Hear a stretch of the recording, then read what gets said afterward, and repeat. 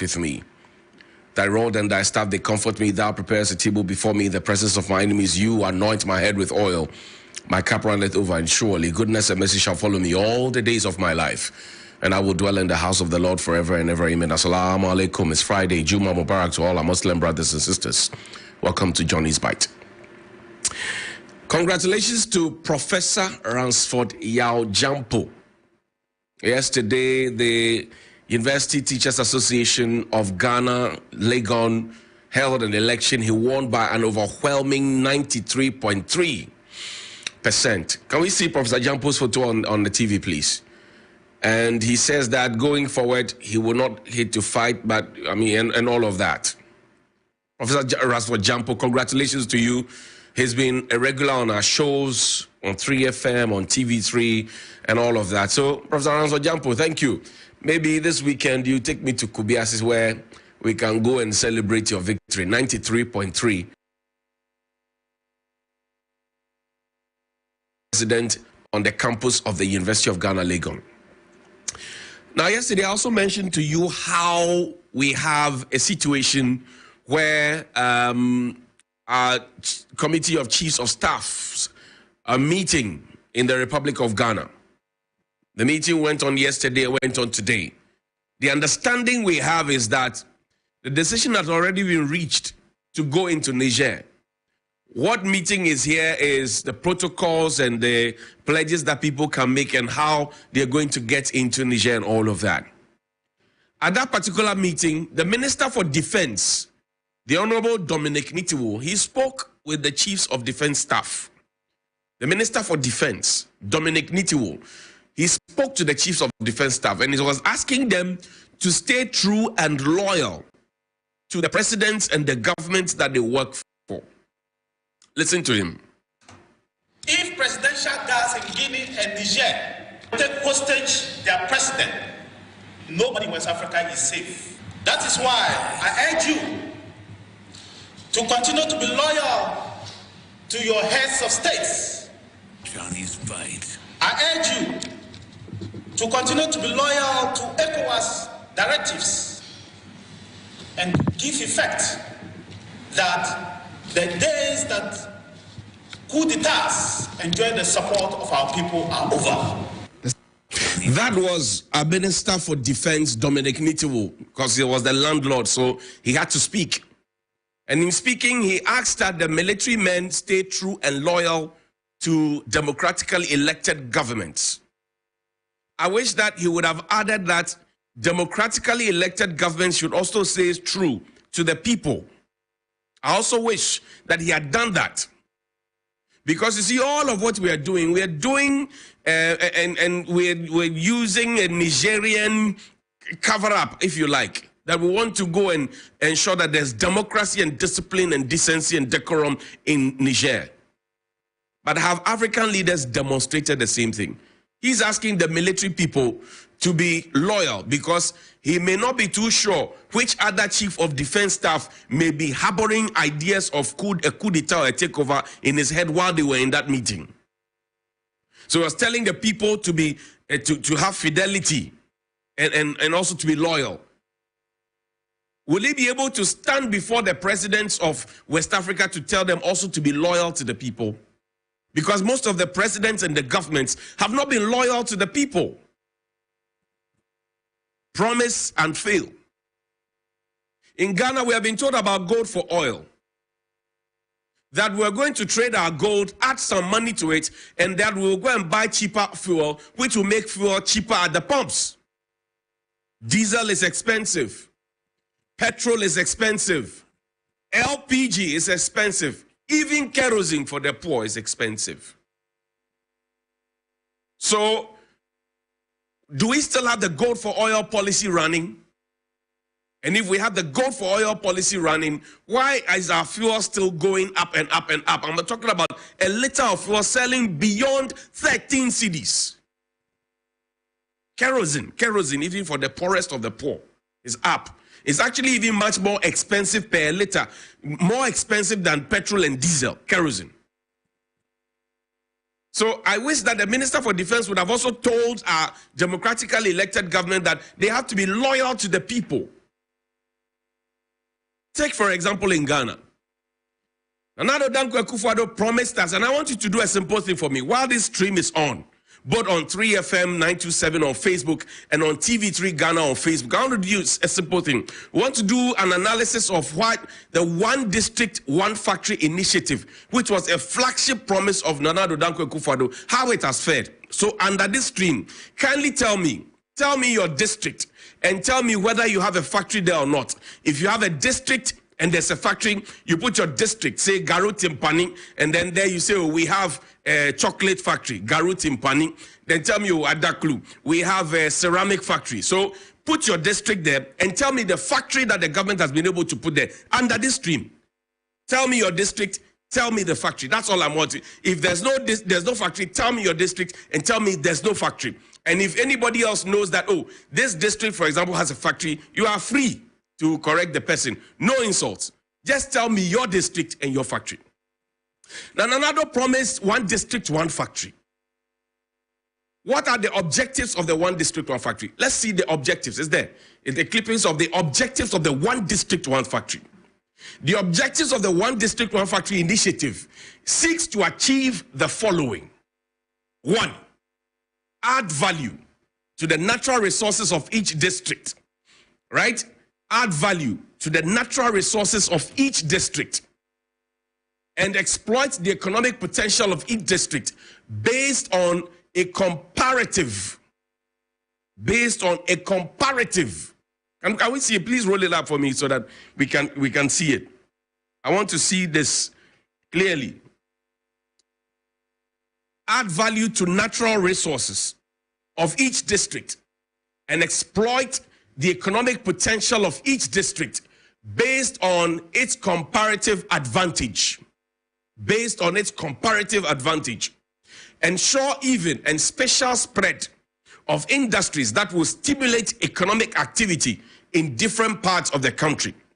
Create massive employment, particularly for the youth in rural and peri-urban communities, and thereby improve income levels and standards of living, as well as reduce rural-urban migration. And then there's a last one. Promote exports and increase foreign exchange earnings. Enhance the production of local substitute for imported goods, thereby conserving scarce foreign exchange. Beautiful. Clap for Nana Addo. And another one. Beautiful initiative.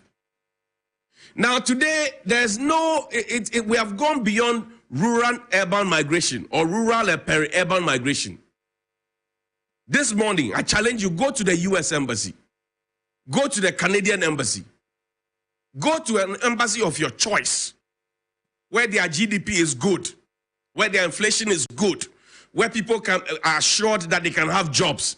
People stand in the sun and in the rain. I'm sure if we were snowing in Ghana, people would stand in it to run away because they say the factories and the jobs are not there. So this morning, your task is simple. Under this stream, tell me your district and the factory. Your district and the factory. Your district and the factory. Now, Nana Addo made the promise, and he said that we're going to create jobs and all of that. Take me to Ningo Pram Pram. The president went to Ningo Pram Pram in 2016, September 2016, 23rd or 29th, I've forgotten the exact, but it was in September 2016. It was in a blue shirt. He went to Ningo Pram Pram and promised them factories, right? He said they were going to have a vegetable factory, they were going to have a fruit factory, and all of that. He told the people of Ningo and Pram Pram that they were going to have the factories. So the people in Ningo and Pram Pram, you have to tell me now, at the launch of that, if the president has been able to deliver. Play the video for me. It's a news desk report. So he told them, Ningo and Pram Pram. If we can't find that, we maybe look for that later. But there's also a video of former Deputy Minister for Roads, former Member of Parliament, Anthony Abeifa Kabo, right? He spoke about a dog factory, a dog meat factory at his vetting. Listen to him. Listen to him. Just listen to him. Mr. Chairman, you recall that when His Excellency the President announced the one district, one factory, our friends on the other side thought that it was just another political lie. We couldn't deliver upon it, and they poo-pooed the idea. But in a radio discussion analyzing the resource potential of many of the districts, I know that the Kintampo area has a lot of mangoes. And in the dry season or in the mango boom, the mangoes are always left to rot. And I think that if a government is coming with an initiative to establish a district factory, Kintampo could benefit. The same way, you know, Dagatis and Frafres are playmates. And Honorable Adongo and my friends will admit that the dog is a delicacy. And it's such a huge delicacy in Korea, in China, and it's an exportable product. Let's put all jokes aside. It's an exportable product. And I have lived in Bolga for so many years, and I know that there are dog hunters in Bolga who go around buying dogs and hunting for dogs. And it's a big delicacy, just like we could have a cat factory in the Volta region. So that was Anthony Abeifa-Cabo at his vetting. Serious parliamentary business. He had taken the oath. He knew what was happening, but he was talking about a dog and a cat factory, and that it was a big delicacy. Well, people chew it, dogus and pokus and all of that, katus, as people call it, in many different ways. But we thought that he was joking. So we went back to him after about a year, when he had the benefit of power. He was a deputy minister. He was wearing a black suit. I remember that interview very well. And then we asked him, and he said, oh, he still stands by what he said. In fact, we had even gone to the north. Nana Kwekwedia, a presidential correspondent, went to the north. We went to a whole place where, you know, dogs and the rest, and then we went to do a whole report from there. We don't have too much time, so I'm not able to play that for you. And he says he stands by that. Today, are we able to beat our chest to say we have a cat factory where he was talking about, or we have a dog factory where we're talking about, or we have the fruit factory where we're talking about? Please show me the map, right? At the height of the one district, one factory, there was a whole map that was put together detailing every single district in every single region in this country and telling us what natural resources they have and what factory we can set up there. And underneath they said, change is coming. Vote for change. Question I asked yesterday and I'm asking today, did the change come? Vote for change. Change is coming. Now look at it. You may not be able to read it out because it might be a bit pixelated. But this is real Ghana talk. One district, one factory. And under one district, one factory, we're told how we were going to transform every single district. So if you look at it closely, you have seen your district and then the resources that your district has in terms of natural resources. Remember that we're going to add value to it. We're going to produce, to give employment, to stop peri-urban migration and all of that. Now, this is the map. Your simple task for this morning is to tell me your district and also tell me if your district has a factory and which factory it is. Now, the bigger question I asked this morning, and I'll ask that question after you play this video for me. Let's go back to Pram Pram and Ningo. Let's go back. Ningo and Pram Pram. Let's now do some politics well ahead of the 2016 general elections, and this time we begin from the camp of the New Patriotic Party, and the presidential nominee of the NPP, Nana Addo Dankwa Akufo-Addo, has assured the people of Ada and Ningo Pram Pram of vegetable, fruits and salt factories under the One District, One Factory project when voted into office. Addressing chiefs and people of Adafo as part of his Greater Accra Regional Hope Tour, the NPP presidential candidate reiterated his resolve to create jobs to improve living conditions. Nana Akufo-Addo told chiefs and traditional leaders at Ada he will build fruits, vegetable and salt factories to enhance growth in these sectors of the economy, since the area has the potential. We can reduce the creation of processing facilities in the Ada area. We will start with the creation of processing facilities which will improve production of our farmers. That is why we are bringing the One District, One Factory initiative. The chiefs pledged their support and urged him to fulfill his promises when voted into office. The NPP presidential nominee then addressed mini rallies at Kisai and Tofloko.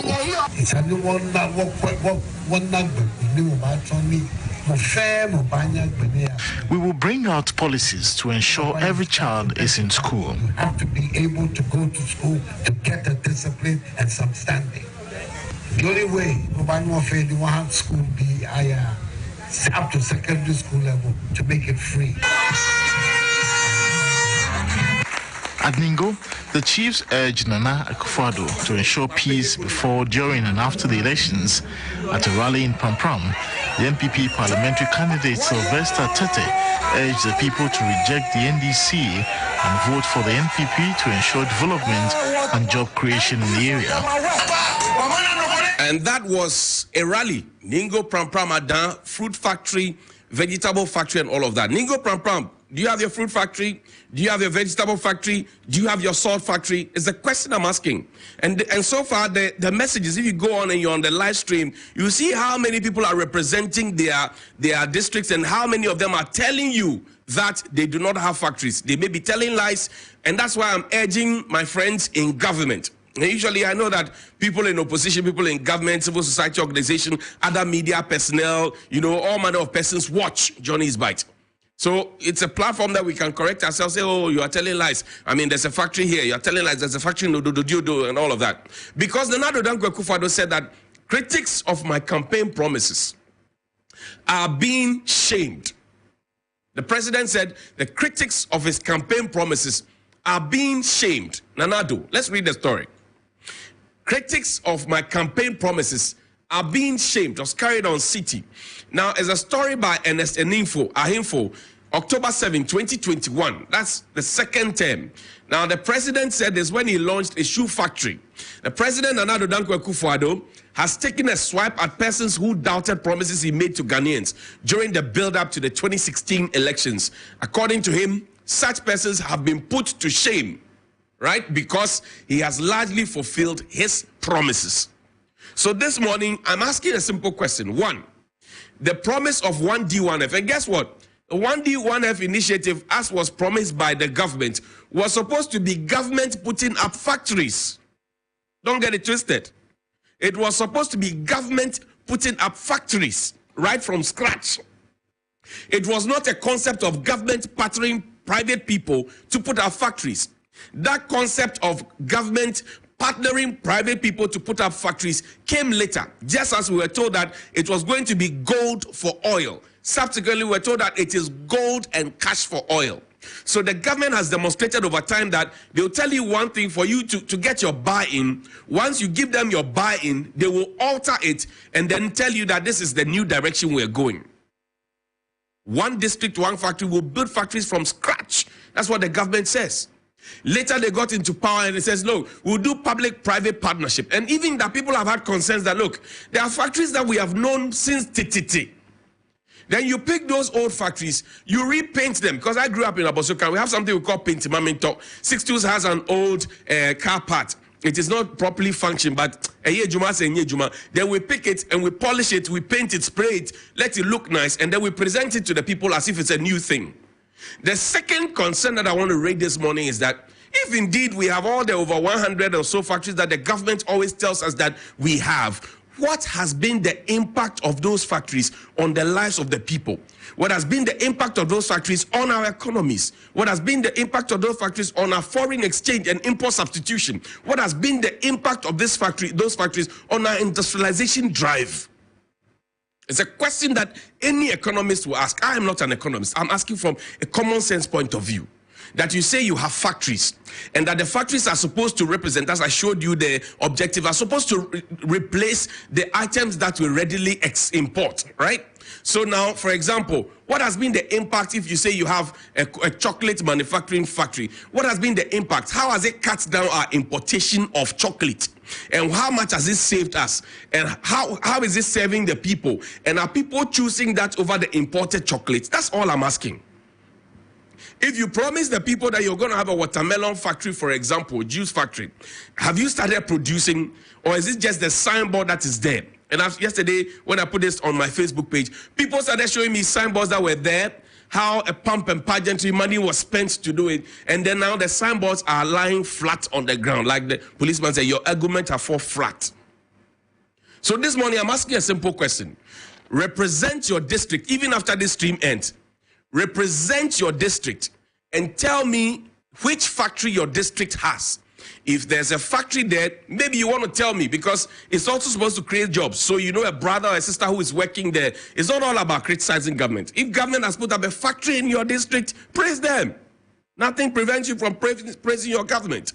So tell me your district, and then the factory, and then what the factory produces, and how often they are producing. Because some of the factories have not started producing, like a Kumfi sugar factory. We have been given too many timelines that have gone past. In fact, the last one was supposed to be April 2022.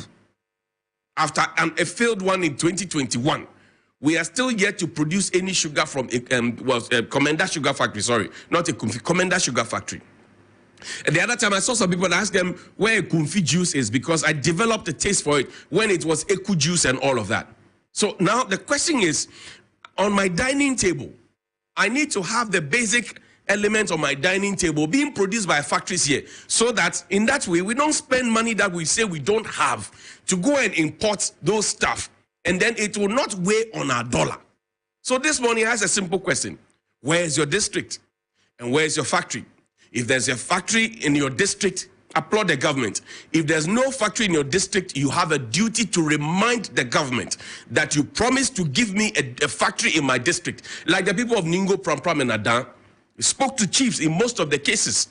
Did the president deceive the chiefs? Did he hoodwink them? Have the factory started? Have we found land for them? Do we have monies for them? If we don't have, and we have not found partners for them as we want to say, what are we saying now? See something, say something, Nana. Good morning.